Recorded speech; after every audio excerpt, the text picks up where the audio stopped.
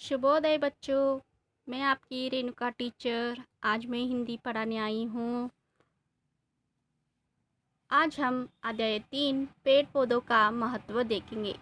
कैसे पेड़ पौधे हमारे जीवन में लाभदायक है और उसका क्या महत्व है वो जानेंगे। जुलाई का महीना था। वर्षा ऋतु आरंभ हो चुकी थी। आज विद्यालय में प्रधानाचार्य जी ने बच्चों को वातावरण में बढ़ते हुए प्रदूषण के बारे में बताया। जुलाई का महीना था बच्चों और वर्षा ऋतु आरंभ हो चुकी थी, यानी बारिश आरंभ हो चुकी थी।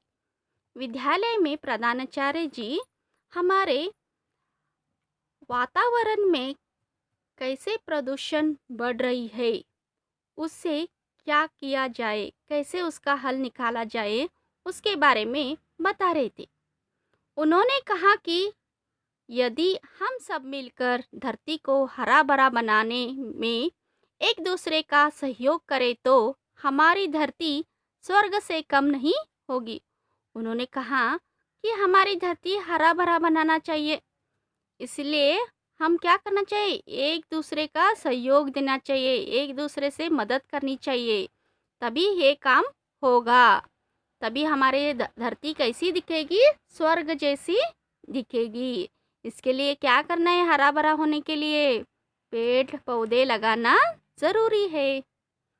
उन्होंने सब छात्र छात्राओं को पेड़ लगाने के लिए भी प्रेरित किया, क्योंकि धरती को बचाना हमारा कर्तव्य है। देखो बच्चों, प्रधानाचार्य जी क्या किए, सारे छात्र छात्राओं को प्रेरित किया कि पेड़ पौधे लगाना चाहिए और धरती को बचाना हमारा कर्तव्य है, हमारा फर्ज है। धरती को प्रदूषण मुक्त बनाने के लिए पेड़ पौधे लगाना बहुत ज़रूरी है, तभी हम अपने आसपास के प्रदूषण को कम कर पाएंगे। बच्चों, प्रदूषण कम होना चाहिए तो क्या करना है, पेड़ पौधे लगाना है। और इस लगने से क्या होता है, पेड़ पौधे हमारे आस पड़ोस के प्रदूषण भी क्या होती है, कम हो जाती है, हमें शुद्ध वायु मिलती है। या पेड़ पौधे नहीं होगा तो क्या होगा, हम जो सांस लेते हैं वो वायु गंदी होती है, उससे हमें हानि होती है और हमारा तबीयत खराब हो सकता है। आज विद्यालय के प्रांगण में सभी छात्र छात्राओं अध्यापकों ने मिलकर पेड़ लगाए। आज क्या हुआ, हमारे पाठशाला में, विद्यालय में सब प्रांगण में बोले तो हमारे आसपास जो विद्यालय के आसपास होता है, जो जगह होती है खाली जगह पे क्या किए, सब पेड़ पौधे लगाए। विशाल ने घर आने पर विद्यालय में पेड़ लगाने की बात अपने दादाजी को बताई। आप जानते ही हैं, जैसे ही हम विद्यालय में कुछ होता है, अच्छा होता है या बुरा होता है, हम क्या करते हैं, घर जाके अपने माता पिता को कहते हैं, उसके बारे में बताते हैं। वैसे ही विशाल ने क्या किया, उनके विद्यालय में पेड़ लगाने की बात अपने दादाजी को जाके बताया। तभी दादाजी कहते हैं, दादाजी यहाँ तो बहुत अच्छा काम है। दादाजी कहते हैं, बहुत अच्छा काम किया आप आज। पेड़ हमारे जीवन के लिए बहुत ज़रूरी है। यदि पेड़ पौधे नहीं होंगे तो धरती पर हमारा जीवन भी संभव नहीं है। दादाजी कहते हैं, पेड़ लगाना तो बहुत अच्छी बात है, यहाँ हमारे जीवन के लिए बहुत ज़रूरी है। यदि पेड़ पौधे नहीं हो तो क्या हो जाएगा, हमारा जीवन मुश्किल हो जाएगा, हमें शुद्ध वायु नहीं मिलेगी। दादाजी कहते, विशाल वहाँ कैसे दादाजी, कैसे हैं दादाजी आप कह रहे हैं। तभी दादाजी कहते हैं, पेड़ हमें छाया देती है। गर्मी के मौसम में बहुत से लोग पेड़ों की छाया में बैठकर आराम करते हैं। देखो बच्चों, पेड़ होने से क्या होती है, हमें छाया मिलती है। जब भी हम धूप के मारे तपते हैं, तभी कैसे हम पेड़ के छाया में जाके ठहरते हैं। और गर्मी होने से क्या होता है, ठंडी पेड़ों की ठंडी हवा हमें आरामदायक लगने लगती है। वैसे ही कई लोग धूप के कारण पेड़ के छाया में बैठकर आराम करते हैं।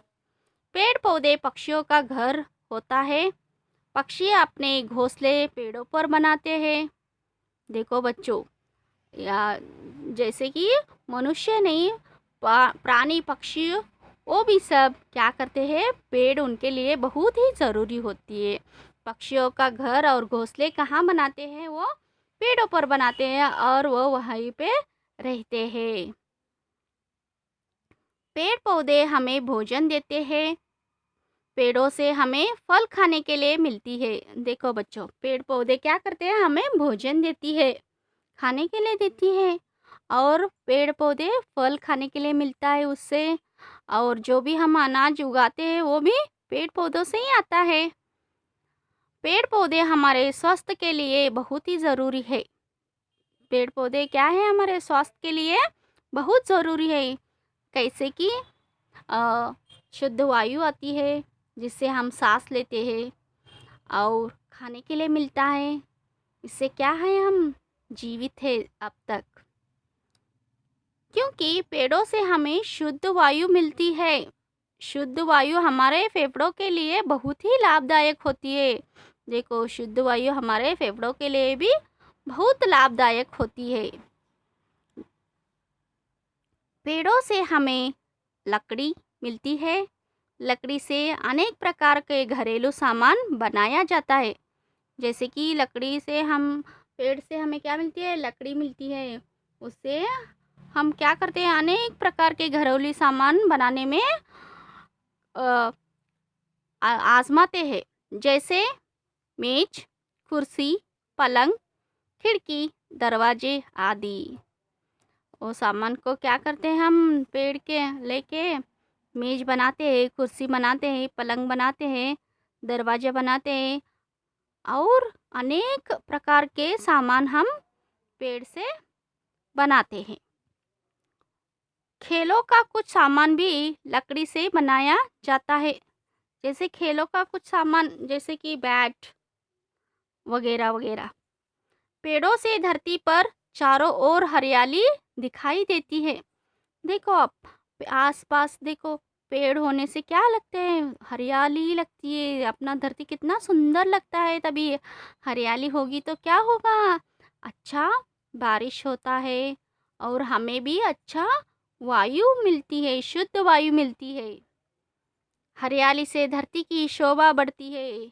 हरियाली की धरती से शोभा बढ़ती है, और हमारा स्वास्थ्य भी अच्छा रहता है। विशाल, दादाजी, मैं भी अपने घर के आंगन में एक पेड़ लगाऊंगा।